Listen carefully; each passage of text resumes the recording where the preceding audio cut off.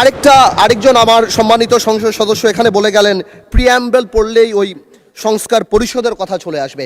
আমি মনে করি যে এখানে আমাদের সম্মানিত আইনমন্ত্রী সাহেবের সেই বক্তব্যের পরে এবং বিশেষ করে স্বরাষ্ট্রমন্ত্রী সাহেবের সেই ইলাবোরেট এক্সপ্লেনেশনের পরে কেউ যদি বোঝে তাহলে আর এই অর্ডার নিয়ে কেউ কোনো কথা বলবে না। This is void ab initio, এটা থাকে না। এবং বারবার যে জনগণকে বোঝানোর চেষ্টা করা হচ্ছে যে এটা মানি না, এই কারণে আমরা গণভোট মানি না, ইট ইজ আনট্রু। আমরা গণভোট মানি বিকজ আমরা জনগণের ক্ষমতায়নে বিশ্বাস করি, আমরা গণভোট মানি, আর এই কারণেই আমরা হ্যাঁ ভোট দিয়েছি এবং আমাদের সংসদ নেতাও হ্যাঁ ভোটের পক্ষে কথা বলেছে।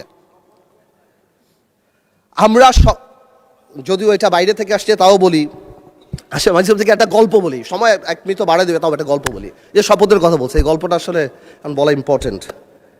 স্পিকার, একটা আইন ছিল, আইনটা হলো অতিথি পাখি মারিলে 10 বছর কারাদণ্ড। একজন এক বাড়ির মুরগি আরেক বাড়িতে চলে গেছে, ওই লোক জবাই করে খেয়ে ফেলছে।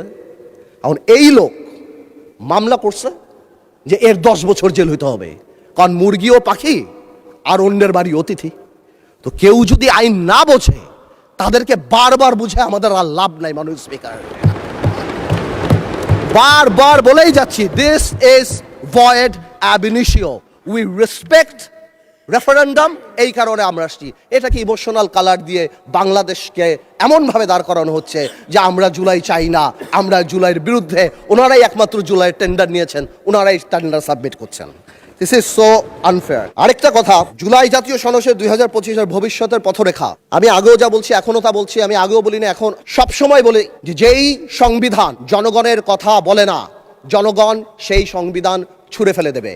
বাট যেটা আমরা সংশোধন করতে পারি, যেটা আমরা ঠিক করতে পারি সংবিধানের মধ্যে থেকে, আমরা সেটাই করব। আর এই ভবিষ্যতের পথরেখার আরেকটা কথা বলে দিতে চাই মাননীয় স্পিকার, এই পথরেখায় আমরা সবাইকে সাথে নিয়ে চলতে চাই এই পথে, এবং যখন চলতে চাই আমরা গণতন্ত্রকে আপলিফট করে চলতে চাই। জনগণের ম্যান্ডেট, যার কারণে 217টা সিট পেয়ে আমরা এখানে, আমরা আইন পরিবর্তন করতে চাই, সংবিধানের মধ্যে থেকেই করতে চাই। আপনাকে ধন্যবাদ স্পিকার।